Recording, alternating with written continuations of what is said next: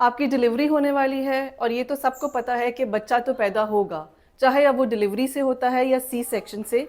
लेकिन what actually happens during your delivery, delivery की stages और डिलीवरी का प्रोसेस आज आपको बताने के लिए मैं स्पेशली हॉस्पिटल में आई हूँ और मैं आपको लाइव दिखाऊंगी लेबर रूम कैसा होता है, वहाँ पे इंस्ट्रूमेंट्स किस तरह से पड़े होते हैं और हम आपको किस तरह से डील करते हैं। सो ये हमारा एक डिलीवरी रूम है। इसमें इस पोजीशन में हमारे पास बेड मौजूद होता है। पेशेंट की लेग्स को इस पोजीशन में रखा जाता है, उसके बाद उस पर मौजूद शीट्स वगैरह डाली जाती हैं। ये हमारी इंस्ट्रूमेंट ट्रॉली है जो कि प्रॉपर्ली स्टेरिलाइज होती है, जिसमें सारी चीज़ें जो भी हमारी इंस्ट्रूमेंट से रिलेटेड हैं, जो कि आपकी डिलीवरी से रिलेटेड हैं और जो हम इंस्ट्रूमेंट्स यूज़ करते हैं वो होती हैं। ये हमारे पास ये बाउल होता है, इसमें हमने पायोडीन वाटर डाला होता है और ये हमारे गाउन्स, आपकी स्टेरिलाइज शीट्स और ये सारे इंस्ट्रूमेंट्स हैं। साथ ही मौजूद ये हमारे पास नीचे ड्रग्स हैं जो कि आपकी ब्लीडिंग कम करने के लिए, यूट्रस की कंट्रैक्शन के लिए, आपकी पेन्स को थोड़ा स्ट्रॉन्ग करने के लिए होता है। अब डिलीवरी का प्रोसेस कब शुरू होता है और कब ख़त्म होता है। डिलीवरी की बेसिकली 3 स्टेजेस होती हैं, stage 1, stage 2 and stage 3। Stage 1 को फिर हम 2 फेजेस में डिवाइड करते हैं, एक होता है लेटेंट फेज, एक होता है एक्टिव फेज। मज़े की बात यह है कि जो लेटेंट फेज होता है वो कई घंटों से लेकर कई दिनों तक चलता है और वो स्टार्ट होता है कि जब आपका जो यूट्रस का मुंह है, जिसको हम सर्विक्स कहते हैं, जिसकी length during your pregnancy period तकरीबन 4 सेंटीमीटर होती है, वो आहिस्ता आहिस्ता थिन होती जाती है, पतली होती जाती है। सो लेटेंट फेज आपका स्टार्ट हो गया। आपको हल्की फुल्की दर्दें जो थी, जो ऑलरेडी चल रही थी 8वें माह से 9वें माह में, अब आपका डिलीवरी का टाइम आ गया है तो ये थोड़ी थोड़ी रेगुलर होने लग जाती हैं, रेगुलर होती हैं और साथ साथ स्ट्रांग होती हैं। अब ये डिपेंड करता है कि पेशेंट हॉस्पिटल कब जाएगा 2 चीज़ों पे, एक तो पेशेंट के अपने थ्रेशोल्ड पे और दूसरा पेन्स की रेगुलरिटी पे। मैं हमेशा पेशेंट से ये कहती हूँ कि शुरू का कुछ टाइम जो है बेसिकली जो लेटेंट फेज़ है, अगर वो अपने घर में गुजारेंगे तो थोड़ा सा एंजाइटी पीरियड कम हो जाता है, बिकॉज जिनकी फर्स्ट टाइम डिलीवरी है उनको ये होता है कि हमारा इतना टाइम, बिकॉज वो टाइम कैलकुलेट करते हैं the moment they enter the hospital.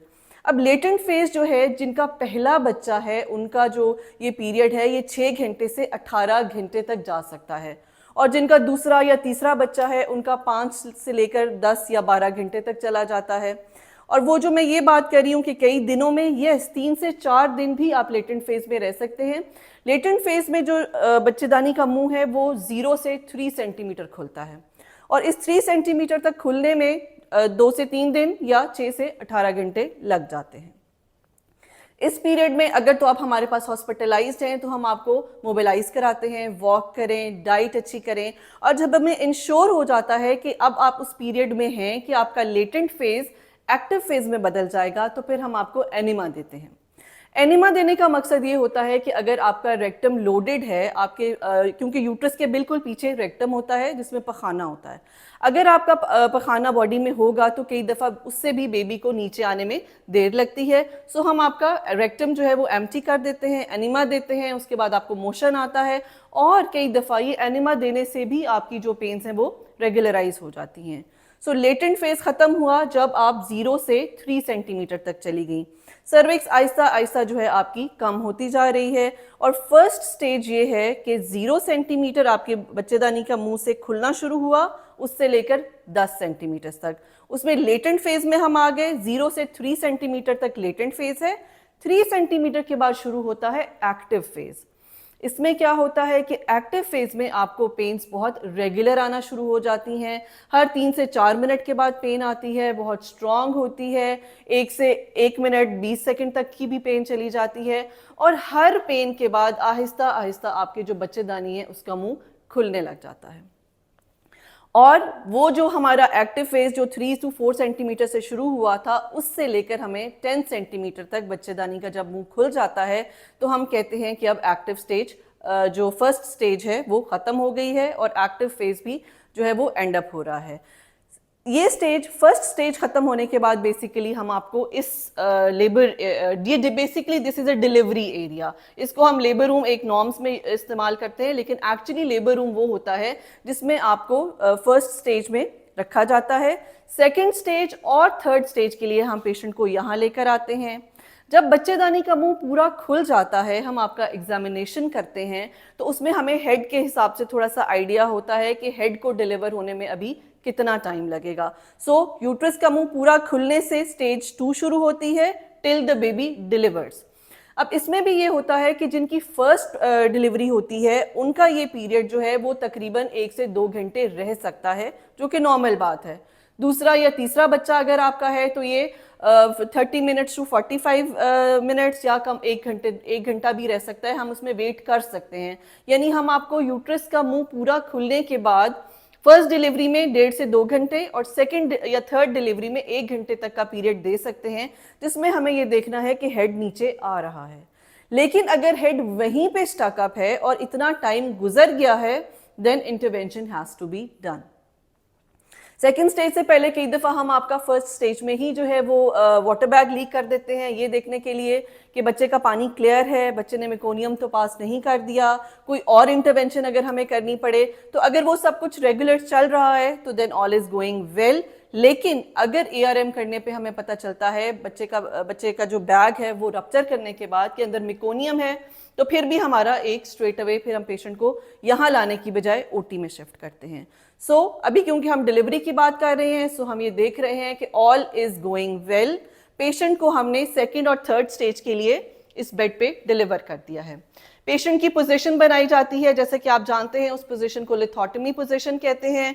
Patient का जो बॉटम है वो यहाँ पर होता है, पेशेंट की दोनों लेग्स को हम अपार्ट करके यहाँ रख देते हैं और उसके बाद हम उनको ये स्टेराइल शीट्स के साथ कवर कर देते हैं ताकि किसी किस्म का कोई जर्म, कोई बैक्टीरिया, वायरस जो है वो उनको ना लगे। वो करने से पहले हम पायोडीन के साथ प्रॉपर्ली वॉश करते हैं स्टेराइल शीट्स। यहाँ पे हम वाटरप्रूफ शीट डालते हैं ताकि नीचे कोई बहुत ज़्यादा फिल्थ ना गिरे, बच्चे का पानी, ब्लीडिंग जो है वो ज़्यादा नीचे ना जाए। अब सेकेंड स्टेज, जैसा कि मैंने बताया कि 1.5 घंटे तक भी चली जाती है, 2 घंटे भी, लेकिन ये उससे कम भी हो सकती है। ये 15 से 20 मिनट भी हो सकती है, ये 40-45 मिनट भी हो सकती है। वो किस तरह से कि ये ऑल्सो इट डिपेंड्स अपॉन कि पेशेंट की क्या थ्रेशोल्ड है, पेशेंट कितना अच्छा पुश कर रही है। आपने सुना होगा आपकी डॉक्टर से, बल्कि जिनकी डिलीवरीज हो चुकी हैं या अगर आपने मूवीज वगैरह में कहीं देखा है, वीडियोस में देखा है, तो the doctor keeps on asking push push करें, जोर लगाएं। वो ऐसा ही जोर होता है कि जिस तरह से आप वॉशरूम में स्टूल पास करते हैं, पखाना करते हैं, तो आप जो जोर लगाते हैं बेबी को पुश करने के लिए आपने वो जोर लगाना है। बल्कि मैं अपने पेशेंट को कहती हूँ कि जिस पे गुस्सा आ रहा है इस वक्त उस पर गुस्सा करो और जोर लगाओ, सो दैट ऑल्सो हेल्प्स। जितना अच्छा पेशेंट पुश करती है उतना अच्छा बेबी का हेड नीचे आता है and that delivers. Second stage की एक और जो हमारे इंटरवेंशन होती है वो है एपिजियोटमी, यानी कि जो हम छोटा ऑपरेशन करते हैं वो हम सेकेंड स्टेज पे करते हैं। जब बेबी का हेड बिल्कुल सामने आता है उसको स्पेस देने के लिए हम एपिजियोटमी देते हैं। बेबी को डिलीवर कर लिया, एपिजियोटमी दी, प्रॉपर सपोर्ट के साथ बेबी को डिलीवर कर लिया, सेकेंड स्टेज खत्म। अगली स्टेज क्या है? अगली स्टेज है आंवल के आने की। बेबी को डिलीवर किया हमने, उसको थोड़ा सा टाइम दिया ताकि ब्लड जो है प्रॉपरली आंवल से कॉर्ड के थ्रू बच्चे की तरफ जा सके। उसको कोई हमें जल्दी नहीं, कोई मिल्किंग की ज़रूरत नहीं, आराम आराम से 2 से 3 मिनट दिए जाते हैं ताकि बच्चा मैक्सिमम आंवल से ब्लड ले सके। उसके बाद कॉर्ड कट की जाती है, मदर को दिखाई जाती है, बेबी मदर को जेंडर बताया जाता है और साथ ही हमारा एक रिससिटेशन एरिया है। बेबी को हम पीडियाट्रिशियन को के हवाले कर देते हैं। वो बेबी को साफ करके ड्रेसअप करके, अगर कोई इशू है तो उसको एड्रेस करते हैं, वरना फिर उसको ड्रेसअप करके माँ से मिलवा के बाकी फैमिली से मिला दिया जाता है। बाय द टाइम हम आंवल जो है उसको निकालने का वेट करते हैं। इसमें पहला बच्चा है या दूसरा तीसरा बच्चा है, इसमें एक स्टैंडर्ड उसका टाइम है जो कि 20-25 मिनट से लेकर हाफ एन आवर तक है। अगर आधे घंटे तक आंवल ना निकले तो फिर हमें थोड़ी सी मैनिपुलेशन करनी पड़ती है, उसको हम कहते हैं मैनुअल रिमूवल ऑफ प्लेसेंटा। आराम से हाथ अंदर डाल के, कई दफ़ा क्योंकि प्लेसेंटा थोड़ा सा एडहेरेंट होता है तो उसको हाथ से निकाल लिया जाता है। उसके बाद ये मेक श्योर किया जाता है कि पेशेंट को क्लीन करें, स्टिचेस लगाएं, कुछ टैबलेट्स रखी जाती हैं आपके पखाने वाली जगह पे ताकि ब्लीडिंग कंट्रोल हो, आपका यूट्रस जो है वो कंट्रैक्टेड रहे, कुछ इंजेक्शंस दिए जाते हैं, वो भी इस चीज़ को जहन में रखते हुए कि आपकी ब्लीडिंग कम से कम हो। आइडियली मैं एक पेन किलर ज़रूर लगवा देती हूँ बिकॉज डिलीवरी के बाद थोड़ी बहुत पेन होती है, तो वो उस पेन किलर से वो काफ़ी रिलीव हो जाती है। नॉर्मली अगर किसी पेशेंट ने एपिड्यूरल लिया हुआ हो तो उसके लिए फिर हमें पेन किलर की ज़रूरत नहीं होती। एपिड्यूरल इटसेल्फ जो है वो बहुत अच्छा पेन रिलीफ देता है। और जो हम स्टिचेस भी लगाते हैं, अगर एपिड्यूरल पेशेंट ने लिया हुआ है तो उसमें हमें कुछ भी एक्स्ट्रा उसको पेन किलर या इस तरह से कुछ लगाने की ज़रूरत नहीं होती। सो पेशेंट को ड्रेसअप करके उसका यूरिन आउट करा के फिर हम पेशेंट को नीट क्लीन करके दोबारा से उसकी फर्स्ट स्टेज में शिफ्ट करा देते हैं। 5 से 6 घंटे हम पेशेंट को ज़रूर रखते हैं ये देखने के लिए कि खुदा न खासा कोई ब्लीडिंग ना हो, या आपने नाम सुना होगा पोस्टमार्टम हेमरेज का। फर्स्ट 6 आवर्स का हमारा ये एक हमारा प्रोटोकॉल होता है, एक एसओपी होती है कि हमने पेशेंट को ज़रूर देखना होता है कि उसको कोई एक्स्ट्रा ब्लीडिंग ना हो, ताकि अगर है तो फिर हम उसको उसी तरह से उसको कैरी ऑन कर लें और हम उसको फर्दर उससे मैनेज कर लें। आई होप ये वीडियो देख के, ये लेबर रूम देख के थोड़ा सा आपका एक फियर होता है, बिकॉज स्पेशली अगर आपकी फर्स्ट डिलीवरी है तो बहुत ज़्यादा एंजाइटी होती है ये देखने की कि डिलीवरी रूम कैसा होगा, वहाँ पर चीज़ें किस तरह से पड़ी होंगी। फर्स्ट विजिट एंजाइटी जो होती है वो मोस्टली पेशेंट्स में होती है। सो नॉर्मली हर अच्छे हॉस्पिटल में लेबर रूम इसी तरह से होता है, इसी तरह से चीज़ें पड़ी होती हैं और हर चीज़ की अवेलेबिलिटी मेड श्योर होती है। Thank you so much.